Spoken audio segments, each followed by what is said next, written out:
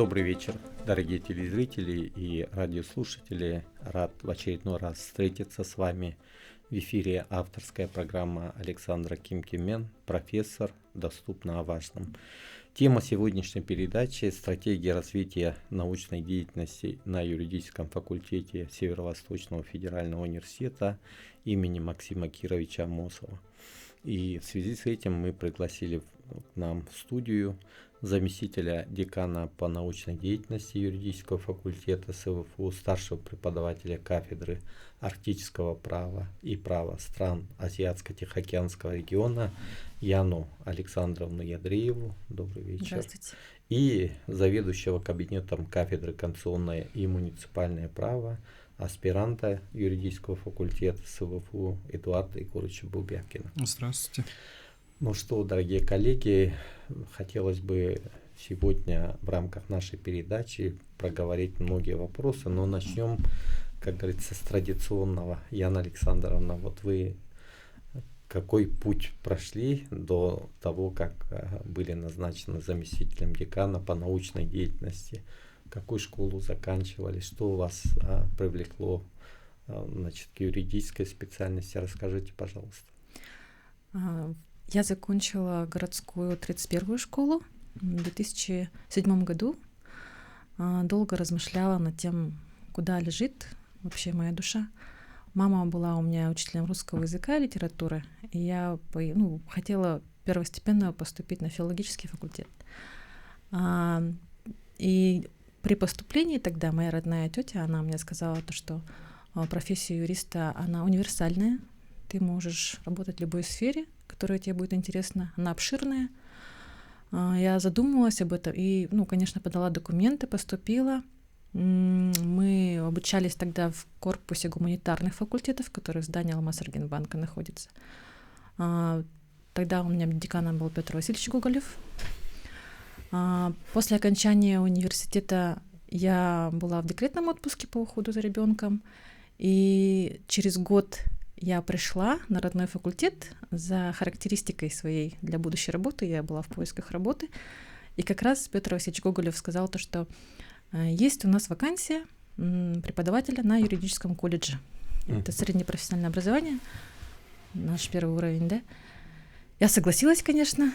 Тогда это было не такое большое количество часов в неделю, и как раз с маленьким ребенком мне удалось это совмещать. И тут я поняла то, что моя мечта, она реализовалась. Я стала педагогом и в своей сфере, более в теории, да, как мама. Начала я с юридического колледжа, там я проработала 4 года, потом я перешла на юридический факультет. При Петре Васильевиче Гоголеве в 2017 году я стала заместителем декана по учебной работе на факультете. Это большая работа, тоже объемная. Проработала там с 2017 года, и вот потом также после декретного отпуска вышла, и сейчас вот в этом году назначили меня заместителем декана по научной деятельности, чему очень рада, конечно. Эдуард, вы в этом году закончили магистратуру, но уже на нашей кафедре конституционного и муниципального права работаете уже.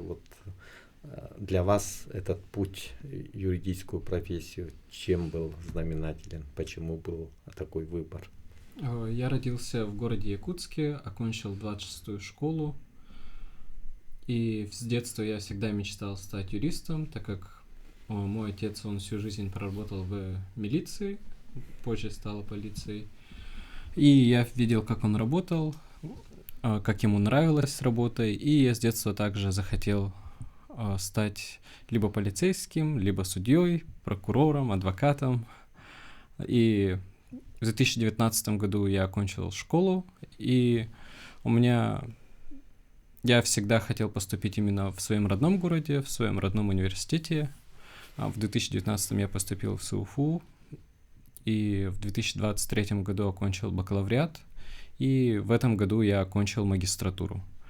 В этом году я поступил в аспирантуру, и по окончанию бакалавра в 2023 году я устроился на работу в университет, на нашу кафедру конституционного и муниципального права. Уже идет 3-й год моей работы на кафедре в качестве заведующего кабинетом Также я веду занятия в медицинском институте «Основа права». Читаю уже 2-й месяц. Нравится вот эта работа? Как студенты реагируют на молодого преподавателя? Студенты реагируют хорошо. Они видят, что преподаватель молодой. Они внимательно слушают, уважительно относятся, несмотря на мой молодой возраст. То есть это нужно себя поставить, чтобы, да, действительно было такое отношение. Ну хорошо, здорово. Яна Александровна, давайте вот поговорим о научной стратегии юридического факультета. Мы знаем очень хорошо, Зинаида Ивановна Корякина работала заместителем декана по научной работе. Были проведены множество различных конференций. Вот с вашим приходом какие мероприятия планируются, что произойдет, пожалуйста. В этом году мы празднуем 25-летие юридического факультета. Он был основан 26 апреля 2000 года. В этих рамках у нас прошли, да, при Зинаиде Ивановне Корякиной международные научные практические конференции по конституционному праву, по юридическим лицам частному праву вместе с Министерством юстиции. Предстоящие у нас мероприятия будут 31 октября. У нас состоится Всероссийская научно-практическая конференция. Она будет называться «Корпоративное право через призму взгляда на эти правоотношения». Она у нас приурочена к 60-летию нашего декана Рома Романовича Ушницкого. Здесь мы тоже рассмотрим, у нас будет 2 площадки, пленарное заседание и круглый стол. Круглый стол тоже будет касаться цивилистики, да, корпоративного права, видов юридических лиц. Данная конференция будет у нас в очном формате. Из гостей у нас приезжают с Института государства и права Московского, гости у нас будут, и есть в гибридном формате тоже, дистанционно могут принять участие. Это у нас мероприятие в октябре будет, а в ноябре у нас большие мероприятия, связанные совместно с планом распоряжения правительства Республики Саха-Якутия о 105-летии Михаила Михайловича Федорова, основателя юридической науки.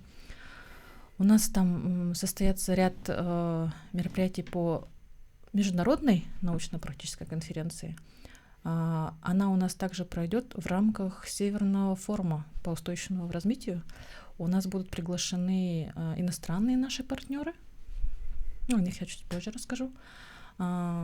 Также у нас будут ежегодные федоровские чтения на базе факультета в декабре месяце. Федоровские чтения — это конференция для студентов, школьников. И у нас будет круглый стол, посвященный памяти Михаила Михайловича Федорова. Она у нас тоже пройдет в аудиторию, которую мы открыли 3 года назад в стенах нашего родного факультета. Да, я думаю, что вот эти мероприятия, посвященные 105-летию основателя высшего юридического образования Михаила Михайловича Федорова, они пройдут достаточно масштабно, да. В том числе я благодарен Любовь Егоровне Летучих. Они у себя в Верховном суде также проведут круглый стол в октябре месяце. Ну и вот эта конференция. То, что касается первой конференции, которая в октябре у нас пройдет, вы сказали, что он пройдет во взаимодействии с Институтом государства и права Российской академии наук. Конечно, это институт number one, как говорится, да, самый главный институт у нас в стране по вопросам государства и права. Вот мы помним, что в 2022 году мы там проводили большой научный форум, посвященный столетию Якутской республики, и Александр Николаевич Савенков был сам модератором. Участвовали очень большие крупные ученые, видные, такие как Авакян Сурен Адбекович, да, значит, Плигин Владимир Николаевич. Ну и, безусловно, подобного рода совместные мероприятия в последующем уже были на плановой основе, и каждый год мы проводим какие-либо мероприятия. Вот с точки зрения того, что данная конференция, она посвящается 60-летию Рома Романовича Ушницкого, Кстати, мы можем его поздравить с присвоением высокого звания заслуженного юриста Республики Саха-Якутия. Но мы знаем, что Рум Румыч продолжительное время работает у нас на факультете преподавателем, заведующим кафедрой гражданского права и процесса, ну и сейчас в качестве декана. А вообще, вот если проследить по истории, у нас первым деканом была Альбина Афанасьевна Степанова, которую мы, безусловно, очень уважаем, дорожим ее. Она сейчас является заведующим кафедрой конституционного и муниципального права. Потом, как вы упомянули, Петр Васильевич Гоголев внес тоже большой вклад в развитие нашего факультета. Ну и сейчас вот Рум Румыч Ушницкий достаточно активно, деятельно. Вот расскажите, пожалуйста, вообще, какие есть достижения в научной сфере, если брать в разрезе профессорско-преподавательского состава, может быть, в последующем в разрезе наших студентов, аспирантов. Вот. Научные достижения, они, конечно, с каждым годом у нас увеличиваются, да, несмотря там на какие-либо препятствия. Например, вот у нас профессорско-преподавательский состав на факультете состоит всего из 46 человек, и у нас остепененность людей, которые имеют ученую степень, составляет 70%. Да? У нас очень радует то, что показатель прибавления молодых специалистов увеличивается. В прошлом году у нас нашими коллегами стали наши же студенты, и их было вот порядка 5 человек. Да? Они вот после магистратуры оканчивают, они видят уже себя будущим преподавателем, вот как Эдуард Егорович поступает в аспирантуру. Если говорить о публикациях, то в 2024 году только вот у юридического факультета у нас было 146 публикаций в журналах, да. И вот самое сложное — это публикация в международных журналах, такие как Web of Science и Scopus. И в 2023 году их было 16, а в 2024 году их было уже 36. То есть, в 2 раза увеличение, да, пошло. За 2025 год мы, конечно, тоже добьемся высоких успехов. Помимо этого, у нас в составе нашего профессорско-преподавательского состава есть такие эксперты, как Слепцов Анатолий Николаевич, да, он эксперт Организации Объединенных Наций по вопросам коренных малочисленных народов. В этом году в июле он ездил в экспедицию на Сахалин. У него была этнологическая правовая экспертиза. И мы считаем, что без выездов, без каких-либо именно вот чтобы в саму суть своей экспертизы внедриться, нужно вот заниматься такой деятельностью, как сказать, уже напрямую, да. У нас есть достижения, такие как студенты у нас по итогам года всегда участвуют в конкурсе выпускных квалификационных работ, дипломных. Позапрошлом году у нас под руководством Яковлевой Татьяны Афанасьевны Капралов Петр, он занял 1 место, и его награждали, да, в Москве, в МГУ. То есть тем самым поднимает престиж Да. Северо-Восточного федерального университета, да, Петр Капралов, это действительно очень яркий студент, но он не один, еще есть достижения других. Да, достижения студентов, конечно, они каждый год еще больше преувеличиваются, они становятся у нас стипендиатами таких премий, как стипендия Потанина, да. У нас была также стипендия Собчака, которую выиграл у нас Кристиан Куприянов впервые из Республики Саха-Якутия. Студенты у нас занимают 1 места на всероссийских юридических олимпиадах. Вот Уарова Надежда, 4-й курс в прошлом году, сейчас она уже магистрант, да. И, конечно, у нас каждый год есть конкурс, да, на повышенные стипендии по учебной деятельности, по научной деятельности. По учебной деятельности студенты, вот, участвуя в олимпиадах, в конкурсах различных, получают соответствующие грамоты, дипломы. А вот по научной деятельности они должны совместно участвовать в конференциях, печататься в научных журналах. Это очень сложно, но у нас на факультете есть, как сказать, менторство, да, то есть наставничество среди преподавателей. вместе с преподавателем можно написать статью и выпустить ее в научном журнале, что тоже войдет в историю. На данный момент в сфере научной деятельности факультет выиграл грант от Министерства Арктики Республики Саха-Якутия. Я являюсь членом данной комиссии тоже. И мы здесь рассматривать будем вопрос о проблемах правового регулирования северного завоза. Грант большой.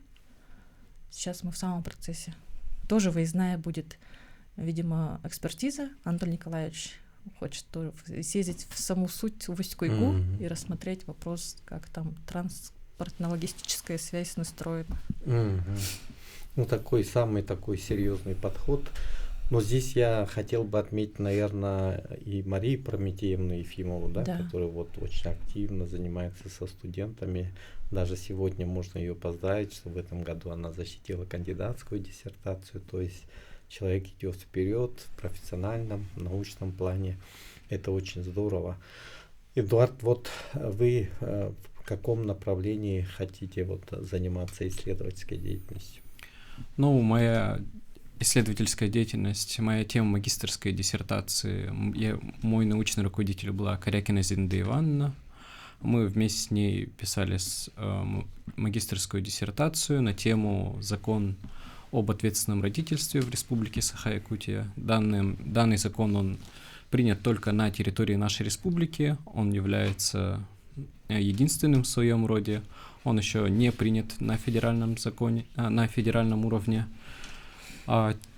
Тему моего кандидатского исследования я хочу писать в сфере конституционного права, именно по теме конституционно-правовая характеристика духовно-нравственных ценностей в Российской Федерации.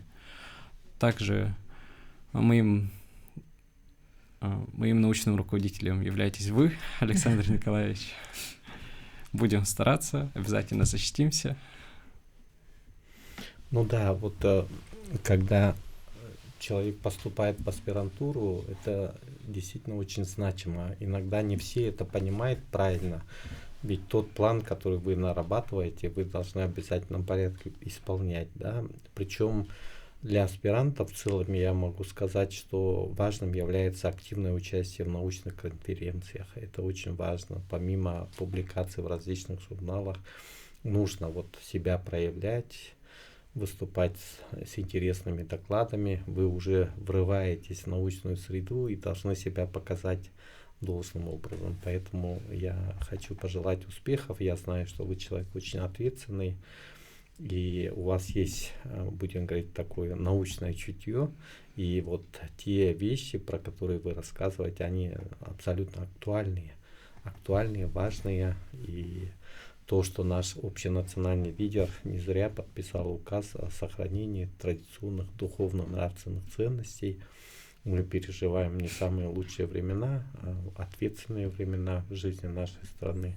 Поэтому, конечно, ваш труд, он должен быть действительно таким детальным, с конкретными практическими рекомендациями. И я думаю, что это будет действительно вот актуально для того, чтобы защитить кандидатскую диссертацию. Мы должны стремиться, что диссертация, она действительно актуальная, востребованная. Ну и самое главное, вот сейчас аспиранты, у вас должна быть своя внутренняя взаимосвязь. Я вот даже, пользуясь случаем, хотел бы вас попросить, чтобы вы, как аспирантское сообщество, были вот на виду, да, не так, чтобы каждый за себя любимого, а так, чтобы вместе, совместно отрабатывать многие вещи. Если вы этого добьетесь, я думаю, что это будет полезно каждому из вас. Вот в этой части нужно стремиться работать совместно. Ну и, конечно, вот то, что Яна Александровна сказала, вот институт менторства, наставничества, есть у вас всегда возможность с кем-либо поговорить, посоветоваться, да, апробировать, в том числе среди студентов, ваши какие-то мысли в рамках деятельности нашего студенческого научно-дискуссионного клуба «Будь первым». Я даже буду готов предоставить вам аудиторию. Но сейчас я хочу сказать, что у нас режиссеры Мария Новгородова и Николай Слепцов, Айдын. Вот мы должны прерваться на рекламную паузу, потом продолжим. Оставайтесь с нами, будет очень интересно и познавательно. Дорогие телезрители и радиослушатели, мы продолжаем нашу передачу в рамках программы «Профессор доступно о важном». Сегодня мы говорим о научной деятельности на юридическом факультете Северо-Восточного федерального университета. И в студии у нас заместитель декана по научной деятельности юридического факультета Яна Александровна Ядреева и аспирант, заведующий кабинетом кафедры конституционного и муниципального права Эдуард Егорович Бубякин. Яна Александровна, вот касательно международных внешних связей, какие у нас есть контакты с другими университетами, какие есть планы дальнейшего сотрудничества? Наша кафедра была открыта в 2015 году, да? И с начала открытия заведующим является Слепцов Анатолий Николаевич, кандидат юридических наук. На данный момент у нас есть программы обучения на уровне магистратуры. Они у нас связаны с арктическим правом и правом окружающей среды, охраны окружающей среды. 3 программы, и все 3 программы идут под руководством Ивановой Татьяны Спартаковны, доктором исторических наук. У нас есть программа с университетом Республики Мали Ахмеда Баба. Она у нас здесь упор дает только на право окружающей среды. Есть вторая программа сетевая с университетом Бертуа, это Республика Камерун. Сетевая программа означает, что годы обучения они получают, за 2 года обучения они получают 2 диплома о высшем образовании магистратуры, степень магистра. Первый год они обучаются у нас в Северо-Восточном федеральном университете, и потом на 2-й год у нас идет обмен студентами, то есть к нам приезжают либо дистанционно обучаются студенты с Камеруна, с Мали, и также наши студенты уезжают туда, да, обучаются. И есть у нас 3-я программа, она называется «Арктическое право, право охраны окружающей среды», с САФУ совместно, да, это у нас Арктический университет. Все данные виды программ, они у нас всегда были актуальны. С 2018 года у нас первый опыт был совместной сетевой программы с французским университетом Версалем, Сан-Кансен-Ивелен из Франции. Первый выпуск был у нас 12 студентов наших, и к нам приезжали 15 французов. Программа себя очень хорошо показала, все заинтересованы в вопросах Арктики, да. Даже есть у нас преподаватели, которые сами обучались и были студентами данной программы. Это была у нас Ильина Ольга Юрьевна, она у нас прекрасно владеет иностранным языком, сейчас она пишет докторскую диссертацию, и она является бессменным руководителем нашей юридической клиники, которая находится тоже на базе нашего факультета. Помимо этого, мы, если говорить о грантах, да, то у нас в 2016 году была научно-исследовательская работа, такая самая интересная, это была разработка методических рекомендаций по проведению этнологической экспертизы при Организации Объединенных Наций. Антон Николаевич Слепцов выезжал на этот саммит, выступал там от имени Республики Саха-Якутия и Российской Федерации в целом. То есть такой вот уровень, да, высокий. Также у нас была научно-исследовательская, тоже выигранный грант. Он у нас был на комплексной оценке влияния изменений климата и промышленного освоения Арктики. То есть такие вопросы, они очень тонкие в правовом именно регулировании, да. Наши преподаватели, конечно же, сейчас мы, скажем, в сообщество одно консолидировались. Эксперты у нас есть. Мы еще призываем экспертов с других подразделений. Например, сейчас это финансово-экономический институт. Они проводят свои исследования в рамках социологии, экономики. А мы разрабатываем свою регламентацию именно в правовом видении. Да? То есть это целый комплекс людей, мнений, которые в итоге выходят в большую объемную работу в отчетах перед министерством.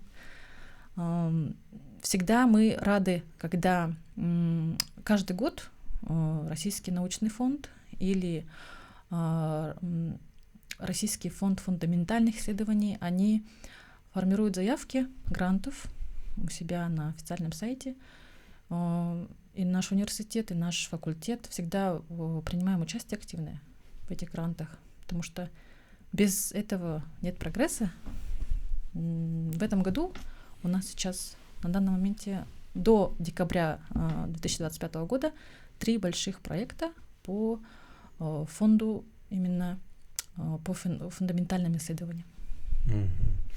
Ну, вот Анатолий Николаевич, он с молодых лет такой активный. Я помню, когда он еще служил в правоохранительных структурах, он был народным депутатом Верховного Совета Республики 12-го созыва. Да, вот и сейчас, как зав. Кафедрой, действительно ведет такую очень активную работу. Татьяна Спартаковна, являясь сама доктором юридических наук, но все равно в том числе обучалась, рассказывала на магистерских вот, во Франции и хорошо владеет французским языком, что, конечно же, помогает вот установлению таких контактов вот с африканскими странами. Поэтому я хочу пожелать вашей кафедре дальнейших успехов. Это очень здорово. Спасибо большое. Эдуард, вот скажите, в каких формах наши аспиранты вовлекаются в научно-исследовательскую работу? Какие мероприятия научно-образовательного характера проводятся у нас на факультете для аспирантов, для студентов? Ежегодно факультет организует различные научно-практические конференции. Это Всероссийская ежегодная конференция «Федоровские чтения». Аспиранты в ней привлекаются в качестве слушателей, выступающих, в качестве даже могут привлечь в качестве экспертов в экспертной комиссии при разных секциях. Обычно это бывает секция конституционного права. Также аспиранты у нас привлекаются в дискуссионных разных площадках, клубах, например, как ваш «Будь первым», в круглых столах, в том числе с привлечением органов государственной власти. Также помимо научных мероприятий активно развиваются и культурные традиции, проводятся дни самоуправления, встречи с выпускниками. В этом году отмечалось юбилей нашего факультета, 25 лет. Также большое внимание уделяется просветительской работе. Факультет организует открытые лекции, мастер-классы, а также проекты правового просвещения школьников. Так, например, каждый год участвую в проектной деятельности «Сириус». Набираются дети, которых мы обучаем, которые участвуют вместе с нами в различных научно-практических конференциях, таких как «Шаг в будущее», «Моя законотворческая инициатива». Все это формирует целостную академическую и культурную среду среди аспирантов и студентов. Ну вот давайте поговорим. Все-таки вы отметили федоровские чтения. Они же сейчас приобрели статус Всероссийской научно-практической конференции. Вот в этом году в чем будут отличия и какие образовательные учреждения других субъектов будут принимать участие? В этом году федоровские чтения, как традиционно пройдут у нас в декабре, да? Они, да, вот стали статус иметь Всероссийской научной конференции. В этом году у нас участие уже заявили Волгоград, Московский государственный университет, все представительства высших учебных заведений, которые расположены на территории города Якутска, принимают участие. Мы ждем всех участников. Формат будет тоже очный и гибридный, да, формат. Данная конференция у нас будет совместно с Арктическим форумом. Мы решили, что федоровские чтения, она будет больше на молодежные площадки. Там будет молодежный круглый стол, где студенты будут именно о трудах Михаила Михайловича Федорова больше говорить, да. Конституционный совет при Петре Васильевиче Гоголеве, они сейчас уже конкурс эссе подготовили для школьников и студентов о том, какой вклад Михаил Михайлович Федоров внес, да, в развитие юридической науки в целом. Мы здесь еще рассмотрим, помимо молодежной площадки, у нас будет онлайн-олимпиада по праву, посвященная Михаилу Михайловичу Федорову, и она будет среди всех студентов университета, потому что все студенты, они обучаются основам права, да, как Эдуард Егорович говорил. И мы подготовим к именно юбилею 105-летию Михаила Михайловича сборник всех работ его. Наша библиотека университета уже все нашла, все оцифровала из научных изданий, из журналов, из учебников, и там вышло 3756 страниц. Представляете, люди сидели, и сейчас вот мы отдали на публикацию в издательский дом СВФУ, это будет большой единый сборник, мы его презентуем к юбилею. Вот этим будет отличаться именно вот эти федоровские чтения. И я думаю, что участников будет очень много, потому что у Михаила Михайловича Федорова было очень много учеников, которые продолжили его, да, наследие.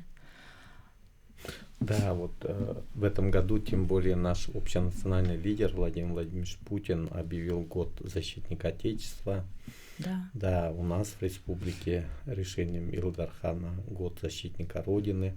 То есть мы должны все-таки говорить о том, что Михаил Михайлович Федоров, помимо того, что он юрист, он был солдатом Победы, защитником Родины, да. Очень большой аспект его деятельности, большой пласт подготовки юридических кадров, будучи прокурором республики. Он добился целевых мест в Свердловском юридическом институте, ныне Уральский юридический университет, Харьковском юридическом институте. Вот вышли очень такие маститые юристы, которые были в последующем востребованы, в том числе на федеральном уровне, такие как Колмогоров Василий Васильевич, заместитель генерального прокурора Российской Федерации, наши спикеры Егор Михайлович Ларионов, Афанасий Петрович Ларионов, Макар Макарович Яковлев, сегодня Игорь Игнатьевич Николаев, советник главы республики. Вот это только такая часть всего того, что сделал Михаил Михайлович Федоров. Поэтому, конечно, вот непосредственно работа с Родиной, с Малой Родиной, Татинским улусом, потому что и наш факультет, и Конституционный совет во главе с Петром Васильевичем Гоголевым достаточно плотно взаимодействуют, в том числе со школьниками, да, потому что там люди очень талантливые, очень целеустремленные. Я думаю, что вся жизнь и деятельность Михаила Михайловича Федорова — это пример для нас, да, в том числе, когда он работал прокурором республики, большое усилие и много сил приложил для реабилитации незаконно репрессированных деятелей нашей культуры, да. И я хотел бы отметить, что Михаил Михайлович Федоров, вот как глава большой семьи, тоже вот отличался тем, что у него дети тоже добились очень больших успехов в жизни. Да, вот Ольга Михайловна, она кандидат медицинских наук, да, работает, значит, в республиканском туберкулезном центре, да, вот Владимир Михайлович Федоров, он был первым заместителем министра промышленности нашей республики, заслуженный горняк республики. Федоров Михаил Михайлович, второй заслуженный юрист республики, он возглавлял Госправовой департамент в администрации президента, работал вместе с Михаилом Ефимовичем Николаевым. То есть действительно вот вклад Михаила Михайловича Федорова огромный, да, и в том числе как соратника нашего первого президента, который участвовал по поручению Михаила Ефимовича в разработке федеративного договора, текста Конституции Российской Федерации. Поэтому мы, конечно же, гордимся нашим профессором Михаилом Михайловичем Федоровым, ну и будем продолжать все его дела достойно. Вот, Эдуард, расскажите, пожалуйста, вот вы активно участвуете в разнообразной жизни, да, вот вы упомянули культурную часть, вы еще и про спортивную часть можете рассказать, пожалуйста. Ежегодно в Северо-Восточном федеральном университете проводится Кубок ректора. Это состязания между факультетами в различных видах спорта, по таким видам спорта, как волейбол, баскетбол, плавание, шашки, шахматы и множество другое. И аспиранты и студенты принимают активное участие. Также обязательно условие участия то, что участвуют не только студенты, но и сотрудники факультетов. Также эти активности позволяют снизить стресс, связанный с учебой и научными исследованиями, формируют командный дух на факультете и укрепляют дружеские связи между студентами и преподавателями. Более того, спорт становится частью корпоративной культуры нашего факультета и важным элементом воспитательной работы. Ну вот у нас очень много факультетов, институтов в составе Северо-Восточного федерального университета. Вот мы сейчас как вот в этой комплексной спартакиаде на Кубке ректора смотримся, юридический факультет. Ну, сейчас мы на первом месте. На первом месте? На первом месте, да. В последний раз у нас были соревнования по волейболу. Я сам лично участвовал. Мы заняли 3-е место. И остались такие виды спорта, в которых нужно принять участие. Это шашки, шахматы, плавание, якутские настольные игры и настольный теннис. Ну, настрой боевой. Да. Да, конечно, мы должны показывать действительно только физически здоровые люди, активные люди, они могут быть востребованы и эффективно работать. Поэтому, Эдуард, вам большое спасибо за то, что вы проявляете активность. Ну и это вам помогает себя позиционировать как человека активного, как активного гражданина. Ну и формировать такое вот портфолио, да, я думаю, что это очень важно. Ну, Яна Александровна, в конце нашей передачи, у нас уже близится к концу, какие у вас будут пожелания, может быть, будущим студентам юридического факультета будет обращение? Да, конечно, будущим студентам нашим юридического факультета, действующим студентам, да, я пожелаю стремления во всем, в образовании, в науке и в неучебной деятельности, это как 3 кита, на которых мы все стоим, да, упорство, крепости духа и жизненные принципы, чтобы никогда их не подводили, и всегда они своей профессии были верны, профессии юриста, и ценили своих преподавателей, наших самых уважаемых людей. Здорово. Мои пожелания. Спасибо. Эдуард, ваше пожелание очень кратко. Мое пожелание заключается в том, чтобы всегда развиваться, никогда стоять на месте, нужно всегда изучать всегда что-то новое, стремиться к идеалу своему. Ну, я думаю, что это замечательные слова. Я благодарю вас за участие в нашей передаче. Спасибо. До новых встреч. До свидания.